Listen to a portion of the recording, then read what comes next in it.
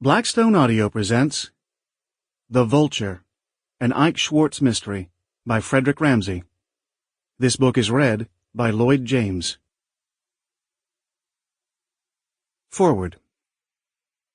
Some time ago I took my car in for some routine maintenance, probably an oil change. I was called to the desk to pay my bill and pick up my keys, and although it seemed they were the keys that had been used to drive the car to the ready line, I realized that they were not mine. I said so.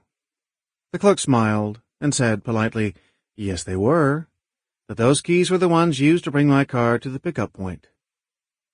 I looked over his shoulder and saw my keys hanging on a pegboard behind him. I had put an attachment which was quite distinctive on the ring, and the keys hanging had it. We argued, and finally, with an indulge the customer look on his face, the supervisor, for that was the level we had reached by then, marched me out to my car. I inserted my key in the ignition and started the car. Next, and to the supervisor's chagrin, I inserted the other set and started the car again.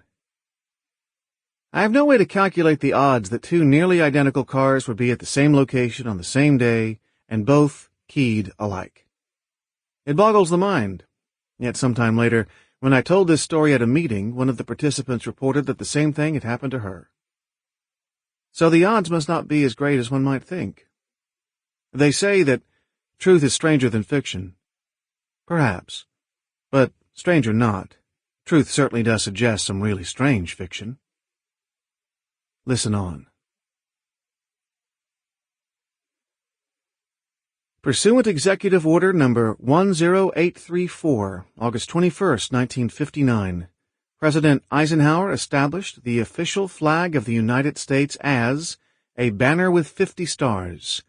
This flag was raised for the first time at 12:01 a.m. on July 4th, 1960, at the Fort McHenry National Monument in Baltimore, Maryland, and is currently the official flag of the United States of America. Chapter 1. Smoldering flames in a streetlight leaning at an acute angle and flashing on and off like a badly programmed strobe, and firemen's work lights illuminating the street bright as day.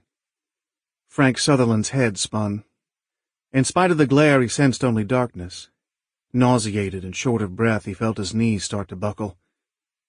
Darkness comes. In the middle of it, the future looks blank. The temptation to quit is huge. Frank read that somewhere. He couldn't remember who wrote it. Piper? Somebody Piper. It seemed eerily strange. Remember... Sample complete. Ready to continue?